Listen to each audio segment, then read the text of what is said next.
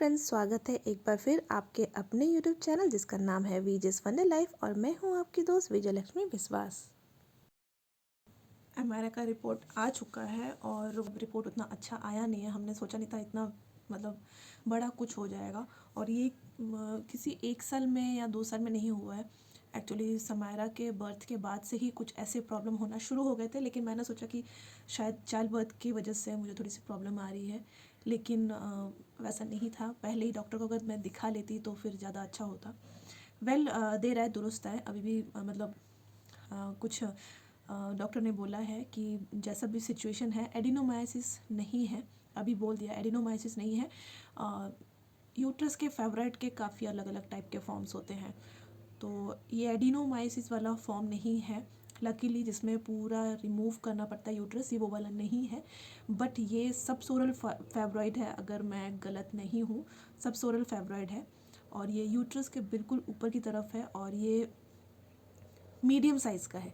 एक होता है स्मॉल साइज़ जो कि 1 सेंटीमीटर से 5 सेंटीमीटर का होता है। मीडियम वाला 5 सेंटीमीटर से 10 सेंटीमीटर की तरफ होता है और इससे बड़ा जो लार्ज साइज़ होता है वो 10 सेंटीमीटर से भी ज़्यादा बड़ा साइज़ का होता है। तो ये मीडियम साइज़ का मतलब 8.4 सेंटीमीटर का फेब्रॉइड है। तो इसको मेडिसिन से तो इसको श्रिंक कर नहीं पाएंगे, डॉक्टर ने बताया, तो इसको ऑपरेट ही कराना पड़ेगा अभी। तो यहाँ के जो डॉक्टर थे उन्होंने मुझे सजेस्ट किया कि इसके लिए अर्जेंटली सर्जरी कराना पड़ेगा, क्योंकि ये इतना लार्ज साइज़ में है, इसके आसपास के जो ऑर्गन है उसको ये अफेक्ट कर रहा है। यूट्रस को ये लेफ़्ट की तरफ पुश करके हटा दे रहा है, इसका साइज़ इतना बड़ा हो रहा है, इसकी वजह से ही पेन हो रहा था। वेल, यहाँ पर एक्चुअली सर्जरी मैं करा नहीं पाऊँगी क्योंकि घर से कोई आ भी नहीं पाएगा और समायरा इतनी छोटी है, उसको मैं किसी के इसमें छोड़ भी नहीं पाऊँगी जब तक अपने मतलब घर से कोई लोग नहीं आते। तो इसके लिए हमने और डॉक्टर ने भी ये सजेस्ट किया था कि अगर कोलकाता में जाके इसका ट्रीटमेंट मैं लेती हूँ तो बेस्ट ट्रीटमेंट होगा। तो इसलिए जो मेरा केस है वो कोलकाता में जाके इसको स्टडी करके फिर इसके ऊपर सर्जरी का वो लोग डिसाइड करेंगे। अभी सर्जरी कब तक होगी वो तो मतलब वो लोग केस स्टडी करने के बाद ही बता पाएंगे, लेकिन सर्जरी तो होना ही है। सर्जरी के बिना कोई और दूसरा ऑप्शन नहीं है, डॉक्टर ने भी बहुत अच्छे से बता दिया, सर्जरी होना है। तो अभी अर्जेंटली हमको मतलब जैसे हालात में हम लोग हैं वैसे ही हम लोग अभी कोलकाता की तरफ वापस अर्जेंटली जा रहे हैं मेरी सर्जरी के लिए। वेल, समायरा के स्कूल में तो अभी भी उसके विंटर वेकेशन स्टार्ट हो जाएंगे अभी, तो उतना प्रॉब्लम होगा नहीं अगर जल्दी सर्जरी हो जाए। वैसे मैंने स्कूल से बात कर लिया है, टीचर से बात कर लिया है, तो ऐसे समायरा तो स्टडीज़ में ठीक अच्छी है तो उतना प्रॉब्लम होगा नहीं। टीचर ने बोला कि वो कवर कर लेगी, वैसे भी सारे बुक्स वगैरह मुझे कैरी करने पड़ेंगे। मे भी शायद कुछ दिन के लिए उसका स्कूल बंद रहे जब तक मैं रिकवर नहीं हो जाती सर्जरी से, क्योंकि छोटा सर्जरी तो है नहीं, मेजर सर्जरी है। और एक चीज़ जो डॉक्टर साहब ने बताई थी कि जैसे एडिनोमाइसिस में मैंने बताया था कि पूरा का पूरा यूट्रस रिमूव कराना पड़ता है, दूसरा कोई ऑप्शन रहता नहीं है।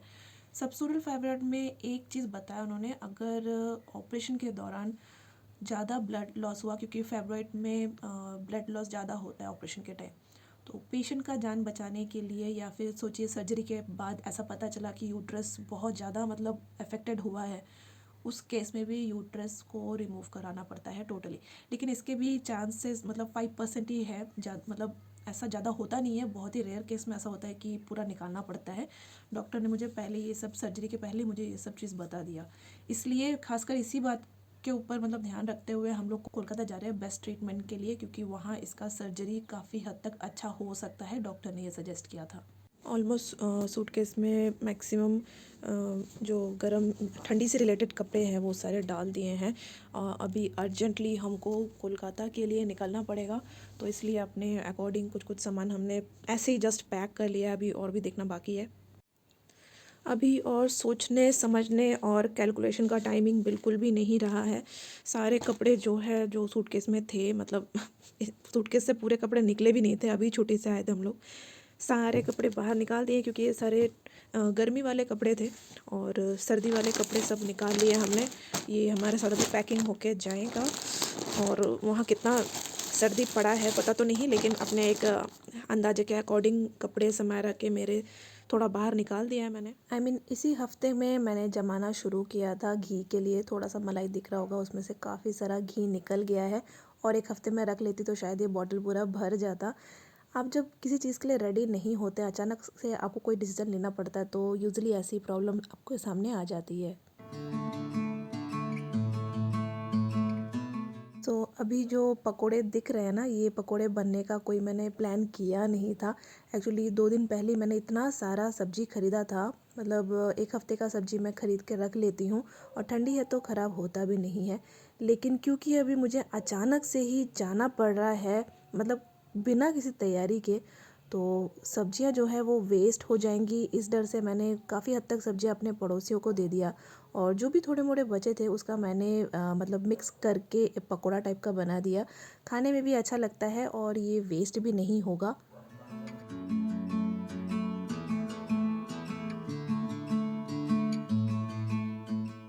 तो आजकल यहाँ इतनी ज़बरदस्त ठंडी पड़ रही है कि काफ़ी सारी लकड़ियाँ मैंने कुछ दिन पहले ही इकट्ठा करके रखा था, कि मैंने सोचा तो था नहीं कि जाना पड़ेगा, लेकिन लकड़ी इकट्ठा करके रखा था ऐसे ही थोड़ा सा बॉनफायर बनाने के लिए, क्योंकि बहुत ज़्यादा ठंडी लग रही है।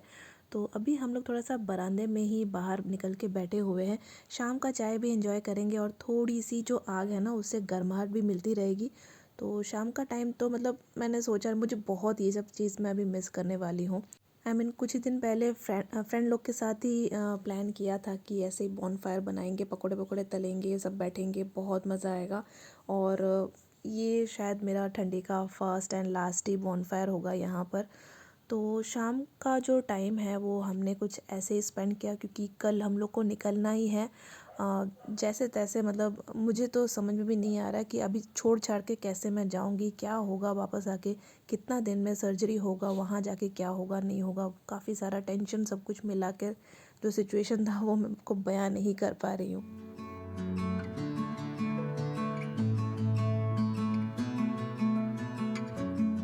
ना रूम के अंदर में इस आग को छोड़ के जाने का मन नहीं कर रहा है। यहाँ पर बैठ के मैंने रात के खाने के लिए आटा भी गूंद लिया और कल के लिए मैंने कुछ सब्जियाँ भी थी वो भी कट कर लिया।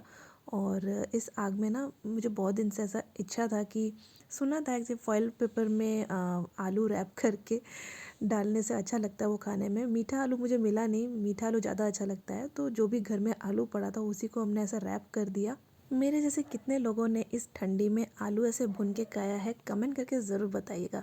तो या फ्रेंड्स, अगर आप मेरे चैनल पर नए हैं तो प्लीज़ सब्सक्राइब करना भी ना भूलें। आप मुझे इंस्टाग्राम भी फॉलो कर सकते हैं और ब्लॉग पसंद आए तो लाइक कमेंट करके बताना भी ना भूलें। इसी रूम में दोपहर के टाइम काफ़ी अच्छा धूप रहता है, तो मैं धूप में ही बैठ के सारे जो रिपोर्ट है वो अच्छे से कलेक्ट करके रख ले रही हूँ अपने साथ ही, क्योंकि कोलकाता में जाके मुझे यही सब शो करना पड़ेगा और उम्मीद भी कर रही हूँ कि मुझे वहाँ पर फिर से ये सब सारे जो एग्ज़ामिनेशन हुए हैं यहाँ पर, वो फिर से वहाँ पर ना करवाना पड़े।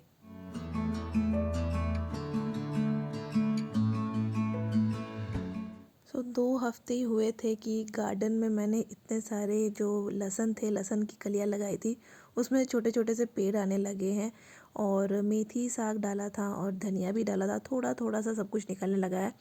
तो मुझे लगता नहीं है ये सब मैं देख कर मतलब जा पाऊँगी।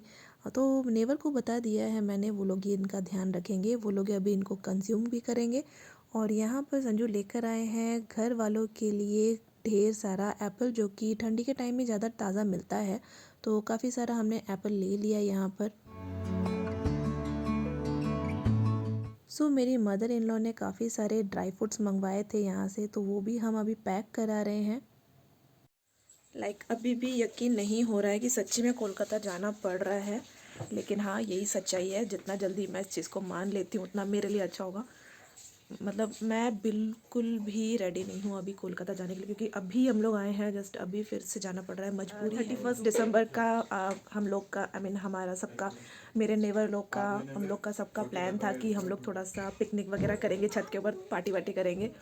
तो मैं चली जा रही हूँ बोल के मेरे नेबर लोग ने वो सारा जो पार्टी का प्लान था वो कैंसिल कर दिया। मुझे खुश करने के लिए उन्होंने इतना तक बोल दिया कि जब भी आप वापस आओगे हम लोग पार्टी तब करेंगे, कोई हम लोग क्रिसमस भी नहीं मनाएंगे, न्यू ईयर भी नहीं मनाएंगे। वो लोग मतलब इतने स्वीट है ना, मैं क्या बताऊँ। मेरा तो सब रख दिया है, इसलिए जो दूध बचा हुआ था उसी का मैंने चाय बनाया हुआ है। और ये यूज़ एंड थ्रो वाला ग्लास ही है, कप वगैरह सब कुछ मैंने बर्तन वर्तन थोड़ा सा यहाँ बॉक्स वगैरह में रख दिया है। अच्छा मज़ा आ रहा है मम्मा? हाँ घर जा रहे मज़ा आ रहा है? हाँ। मुझे बिल्कुल मज़ा नहीं आ रहा। पहली बार ऐसा हो रहा है कि घर जा रहे हैं और कोई खुशी नहीं हो रही है। लग रहा है पता नहीं और वापस आ पाऊँगी कि नहीं। मुझे तो रोना आएगा। आपको रोना आएगा? मुझे तो अभी से ही रोना आ रहा है। Let's hope for the best, सब कुछ ठीक हो और जल्दी वापस आ पाऊँ।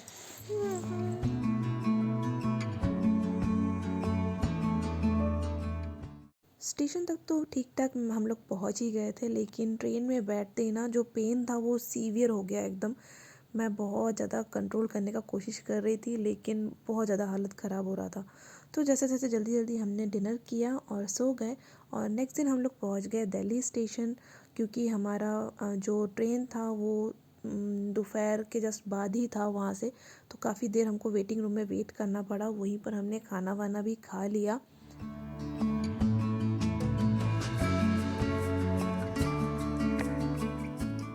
शाम की हमारी ट्रेन थी, डूबता हुआ सूरज भी दिख रहा था, लेकिन पता नहीं मन मेरा बहुत ज़्यादा ख़राब हो रहा था डूबते हुए सूरज को देखने के बाद। और मतलब अच्छा नहीं लग रहा था, बहुत डर लग रहा था कि अभी जाके उधर कोलकाता में क्या होने वाला है। तो राजधानी ट्रेन में वेलकम जो स्नैक है वो मिल गया हम लोग को।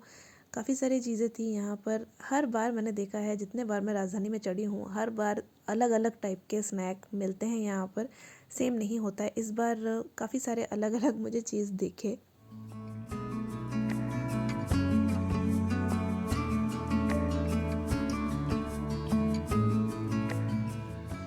नेक्स्ट दिन सुबह तक हम लोग कोलकाता में इंटर कर चुके थे। ये सुबह वाली चाय है राजधानी की, और हम लोग हमारे डेस्टिनेशन में पहुंच गए हैं। ये है हमारा शियालदा स्टेशन।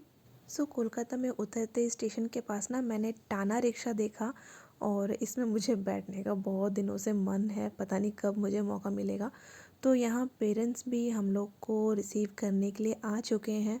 और कोलकाता में बहुत ज़्यादा गर्मी है, बिल्कुल ठंडी नहीं है। आते ही इतना ज़्यादा गर्मी लग गया, क्या बताऊँ। सो या फ्रेंड्स, आज के ब्लॉग में इतना ही। फिर मिलती हूँ लेटेस्ट अपडेट के साथ। तब तक के लिए bye, take care and thanks for watching.